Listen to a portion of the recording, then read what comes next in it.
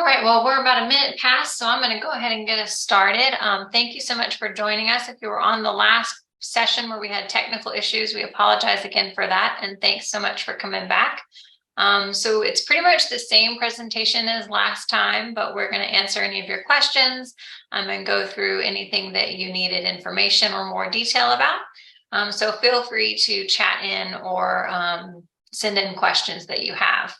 We are recording this session, so we will be posting that on our website.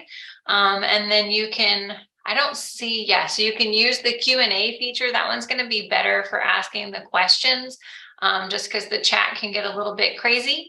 So please send in the Q&As there for me so that I make sure I don't miss any of your questions. So we're really focused on the December 2023 administration. Hopefully you're aware at this point that this is the first administration of our new blueprint that was announced about a year ago. You can verify transition credit online when you log into your account on our website. Registration is currently open and will remain open through November 20th. If you are in a category in which you qualify for a free construction documentation and administration section, you are welcome to use that in December, or if you happen to be testing in our last chance October admin for section 4, you can also use it in April if you want to do that. The practice tests, which I know everyone are patiently waiting for, we had hoped to have those out at the end of last month. We are running into a couple of little functionality features that we're trying to refine and get corrected before we release those to you. We want them to function the exact way that we intended to be the most beneficial to you. So I am working on those kinks now, and hopefully we'll have those very soon. Please follow us on our social media accounts. We will be announcing it on our website and via social media as soon as those are ready. So be sure to follow us for that. For the December admin, because it's a new blueprint, we need to set a new cut score, and so cut score process takes a little bit longer. So the scores for December will be available in late February, so just be prepared for that. But those results will include feedback by subdomain, and I'll kind of go into some of that detail a little bit further. So the transition, we have a couple of transition tools that you can look at. There's a form that you can download and fill out basically when you passed sections of the old blueprint and what that correlates to the new blueprint. So you can kind of use that form on the left there to do that.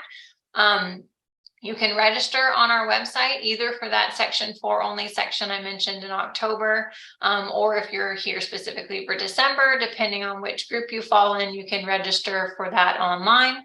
And then you can also view your transition credit under your profile. And so that will kind of show you the transition credit according to our records. Depending on how long you've been testing, though, please use that form on the left to double check that our records match your records. If you find a discrepancy, please reach out to us and we will work through that with you. We're going to quickly go through kind of the section credit. So if you passed section 2 of the old blueprint, that gives you credit for the new inventory analysis and project management section. So you do not need to take that section of the new blueprint if you pass section 2 of the old blueprint. Same here for section 3. If you pass section 3 of the old blueprint, you do not need to take planning and design in the new blueprint. You receive credit for that one. This is the one that seems to get most people confused. If you have passed section 1 and section 4 of the old blueprint, you have completed construction, documentation, and administration in the new blueprint.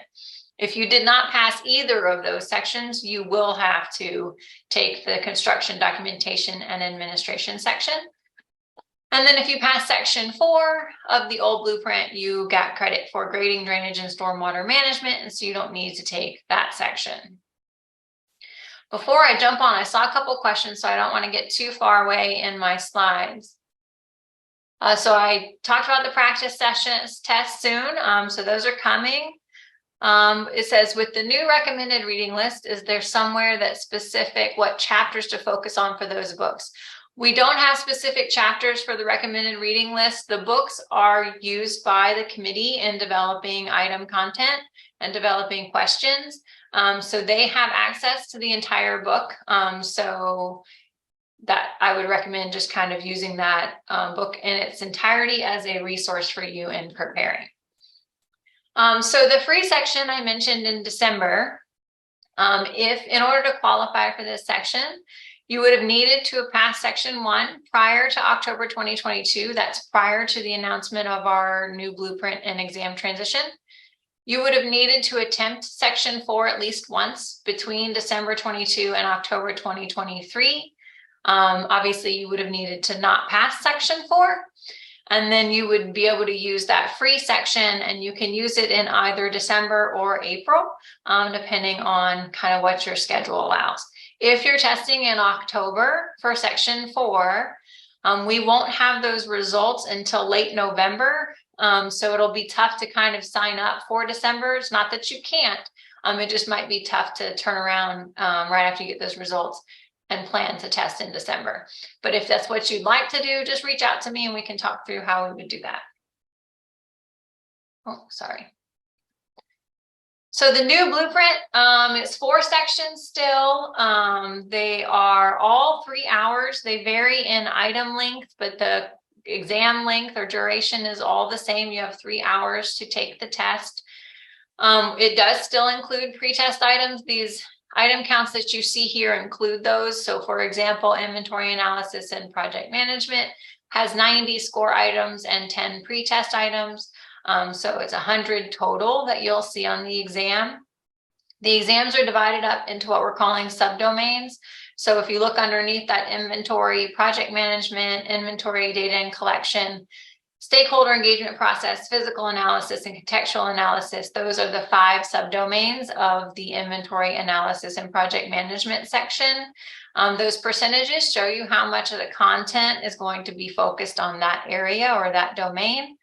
And so that's kind of how you can prepare. And so this is all available on our website. If you have questions about the content, as someone mentioned in the chat, there is a new reference list that you can use for each of these sections as well.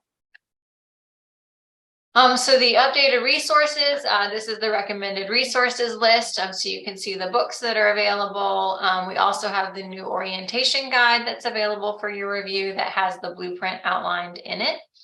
And so you'll want to make sure you're familiar with that and review that information prior to your exam in December. One thing that is kind of new for 2 of the sections is actually all 4 of the exams. The exams now will have all 4 of the different item types. So you will see multiple choice, multiple response, hotspot, and drag and place items on all sections of the LARE. And I'll go into those item types, but I do want to stop and make sure I'm answering questions. Let's see. I have completed section 1 and want to register for October opening for section 4. Is the current club account required before I can register? So yes, a council record is still required in order to take the exam. So you'll need to get that current. Please note that registration closes for October on Monday. So you'll want to give us a call today to get yourself set up so that you can sign up and get yourself registered for that October administration. What is considered a pretest item? So a pretest item are non-scored questions. So they're items that, or they're questions that our exam committee has written that we haven't used yet. And so what we do is we pre-test those on the exam. And so they aren't scored. They won't count against you. And so what it does is it gives us statistics on the question to determine if it's a good question and it's assessing you properly. And so we pre-test all the items that we use on the exam prior to using them for scoring or for assessing you. So there will be pre-test questions on every exam, and then you will take those and we'll get the statistics. And if it proves to be a good question, it will be on a future exam as a scored item. All right, moving on. Multiple choice is pretty straightforward. You've seen these since grade school. One question, one answer is correct. You pick the most appropriate answer. Fairly straightforward in that format. For multiple response, if you're as old as me, you remember those Roman numeral type questions. These kind of have replaced that, where it's like Roman numeral 1 and Roman numeral 3. These have replaced those item types, and now they're called what you call multiple response. That means that it would have more than one item needs to be selected as the answer. So for the LARE, it will always be at least 2. It will never be just 1 in a multiple response item, and it will never be all of them. So for this example, it would never be all 4 of these answers. Sometimes the question will say choose 2 that apply, like this question does here. Sometimes it will say choose all that apply, and so you won't know if it's 2 or 3 or 4 or whatever it is, but you will know it's at least 2 and it's never all. I saw a question pop up, want to make sure. Someone asked if I can bring pen, paper, calculator to the exam. The answer to that is no. So in the exam system, there is a digital whiteboard that you can use for making notes. And then there's also a built-in calculator. So you have access to those during the exam that are digital built into the software. For a hotspot, it's very similar to a multiple choice, except for instead of selecting like A, B, C, D, you're selecting a spot on the site. So in this example, the red X is the location in which, I don't know what they're asking for, sorry. Most appropriate location on the site or proposed plan. And so you're selecting where it should go. A lot of times they'll use these for access or entrance, or perhaps you'll pick between 2 or 3 different plans and you'll pick the appropriate plan. You'll select it by clicking on it and hitting the red X there. So you'll be able to do that through a hotspot question.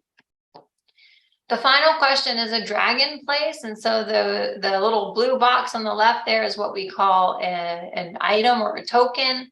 And you would grab the token and you would place it on the site. It could be a building, it could be a parking lot, it could be a soccer field, a baseball field, it could be a contour line, it could be a spot elevation. So those are kind of all of the types that we use for drag in place. In this particular drag in place item, you can see it's fuzzy to read, but there's a little blue box and it says show exhibit. That is additional details that will help you in answering the question. So you'll want to make sure whenever there's a show exhibit option that you click on that exhibit and reference that content before you make your final decision on how to answer the question itself. I mentioned subdomain feedback. So when you get your scores in February for the December exam, you will get a couple of levels of feedback. You will get pass fail. If you fail, you will also get a scaled score. So all passing scores will be scaled to a 650, and you'll be given feedback as to how close to that 650 or that cut you were. Then you'll also get feedback by subdomain. The subdomains, like subdomain 1 is the first domain listed. So when you look down the list of the subdomains on a section, it's the first one is the first one. They kind of coordinate that way. So if you look at the grading and drainage and stormwater management in this example, it's a fail. 640 is very, very close to passing. It's close to that 650. It shows that this candidate is proficient in the first 2 subdomains and just slightly below proficient in the third. And so the idea is that would tell the candidate in this situation that you're doing well in the first 2 sections, but you're going to want to focus on that third area of content before you retest. If you look at the inventory analysis and project management, that was a fail. A 480 is significantly from the 650 cut. So that one's going to give you a little bit more information and more areas of weakness. So if you look at this, this candidate was proficient in the second subdomain and just slightly below in the fourth. But in the first, third, and fifth subdomains, they're well below proficient. So those are areas in which they would really want to focus their preparation for the next time. So you'll be provided all of this information when you finish a sector, when you take a section, if you fail it. And then obviously, as you can see, if you pass, you just get the passed. So practice tests, as I mentioned, we will have 4 practice tests, 1 for each section. We are working out some final little kinks on making it function properly. in the way that we would like it to present to you. So as soon as we have those resolved, we'll be releasing that. They are going to be $25. It will include 3 attempts. So you'll be able to take, like if you bought inventory analysis and project management, you'll be able to take it 3 times. It will be able to provide the rationale and the correct answer. So it'll show you which one's the correct answer and why that is the correct answer. And then you'll be able to print those results to use for studying. Please note that the practice tests are confidential, and so the content is confidential and for your individual use and should not be shared. And so you will be required to sign an NDA for that when you're taking it. But it will be available to you. You will have a year to use all 3 attempts. So you'll have 1 year to use all 3 of those attempts. Just some quick key takeaways. As I mentioned, registration is open through November. You can see your transition credit on our website. You can take advantage of that free section if you qualify in December or in the April admin. The orientation guide and the recommended reading list is currently up and available.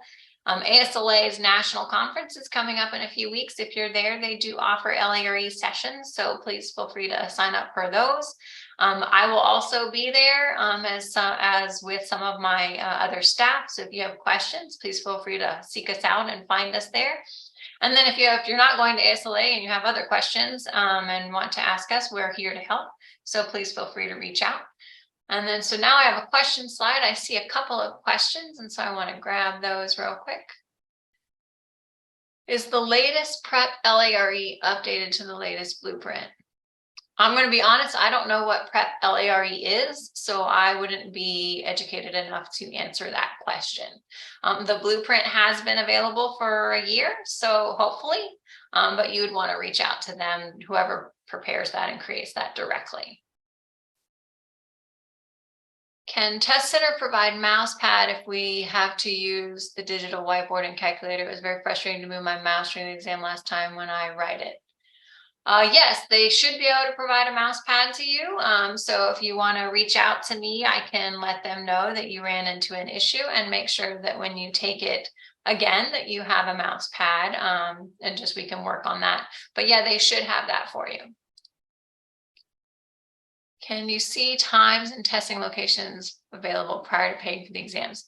Yes, so on our website, if you go on that registration or register for the LARE, there's like a long list of steps. One of the steps gives you the option to go over to the PSI site and check availability.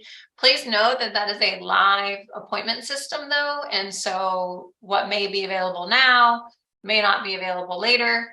And so when you finally sign up, it might be gone. So just make sure that that's kind of just a snapshot at that very moment. But you can do that. If you have any trouble with that, just reach out to us and we can walk you through it. No problem. Someone asked, when did I say the practice test would be available? So I'm working on those. I am hopeful I will have them very, very soon. I had originally said the end of September, so I'm not saying a date because I've run into a couple of little hiccups. And so I'm working on those now, but as soon as they're available, we will be updating our website and social media and get those out to you guys so that you have them.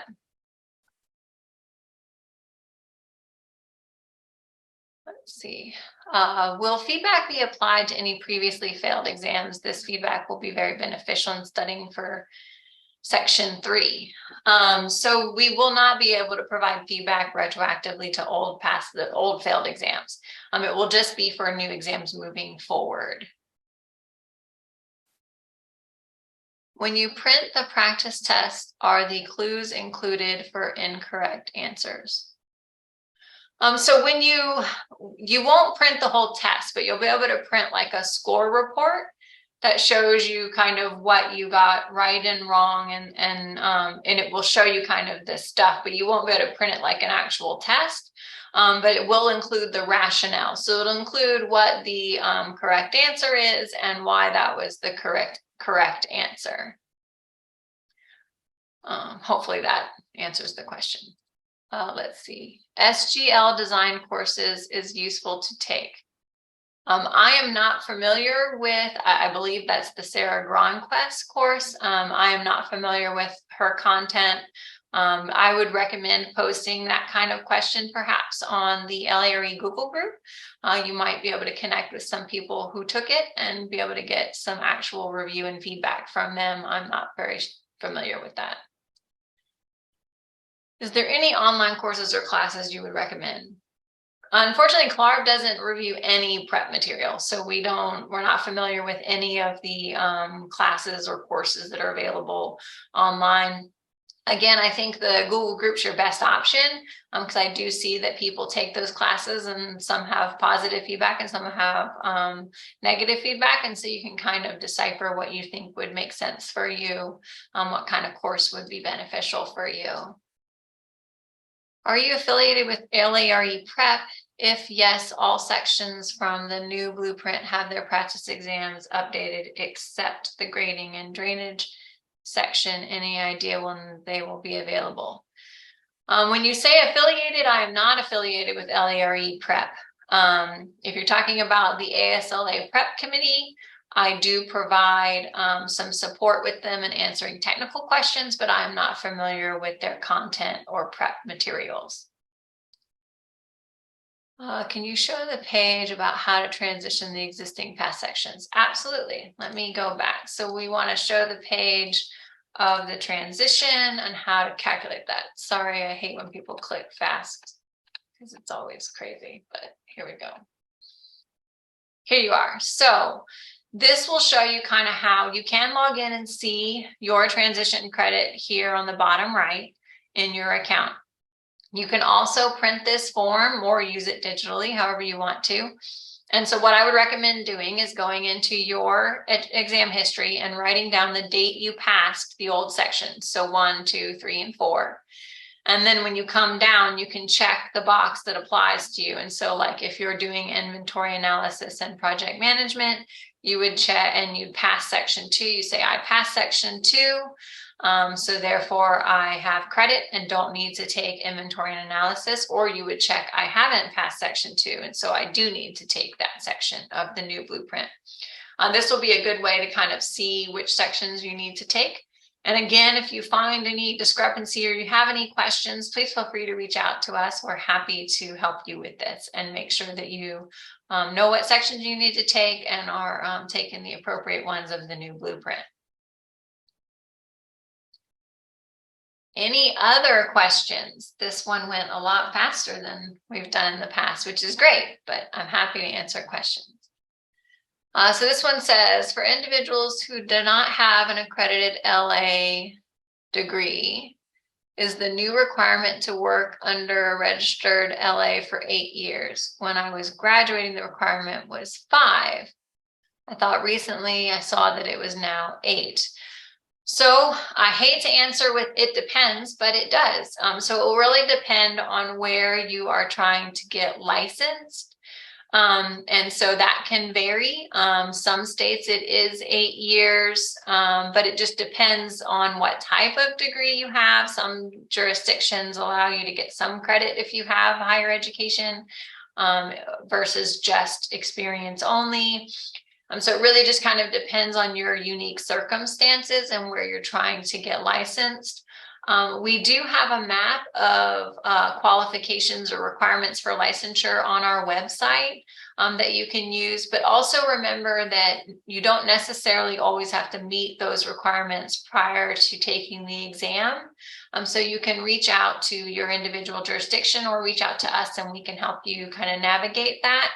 And determine if you can begin testing now or if you need to finish whatever the experience requirement is prior to testing.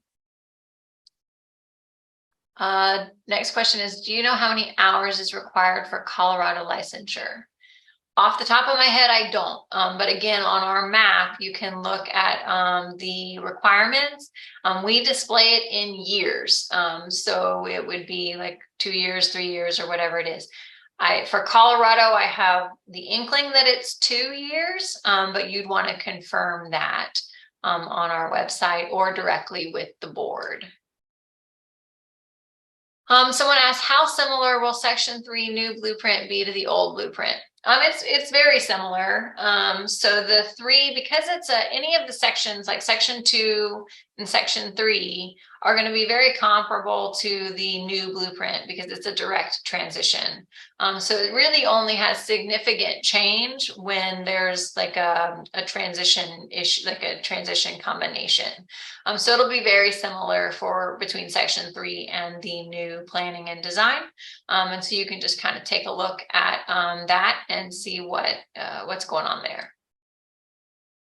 Let's see, can you please confirm Monday is the cutoff for registering for the free LARE 4 attempt? We should call the office today to register. Okay, so a couple things with that. Section 4 in October is not free. So there is no free section in October. You would have to register and pay for the section 4 in October. The deadline is Monday, but we realize that Monday is a holiday. So if you call us on Tuesday, we can sign you up if you haven't registered yet and need assistance with that. But registration is on our website, so you should be able to register online as long as you have an active record with us, and you can do that at any time. Same books. So the new resource list has been posted. And so you can use that on our website. Here, I think I have a screenshot of it. I will say this might be the screenshot that had the wrong title for one of the books. But so right here is the recommended resources list that's on our website. And so you can grab that. Some of the books are the same. Some of them have changed. And so you can reference that and grab that information on our website. Any other questions I can answer for you guys? I want to make sure that we answer your questions and support you guys through this transition. You are very welcome.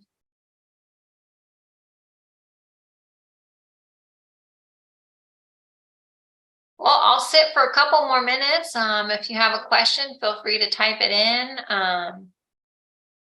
Oh, someone asked, why did we decide to change the format? So in order to make sure that the LARE is assessing appropriate practice material and is actually assessing practice as it is today, every 5 to 7 years, we do what's called a job task analysis.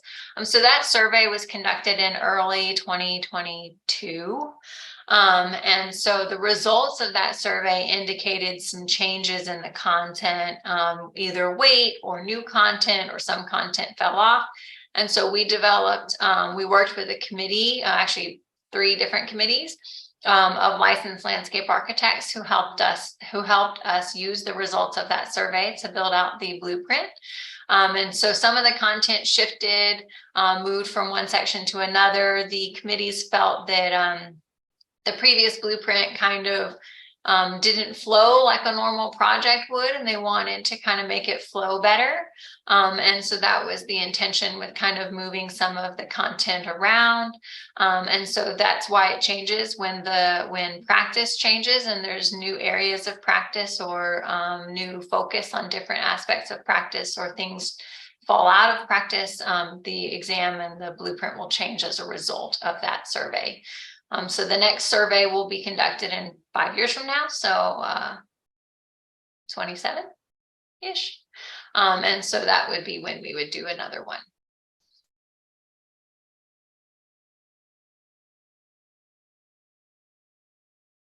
Let's see, question is, have the graphics been improved on the planning and design exam eligibility wise, larger on the computer screen, less blurry?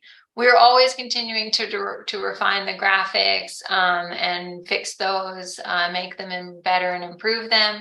And so we're definitely always working on that. If you run into an issue with a question, please let us know though. You can put it either in the comment on your exam, or you can send it in after, and we'll make sure that the committee looks at that. But sometimes it can also be just computer screen challenges, so we can't control all of it, but we do like to try to make the questions and the graphics very legible.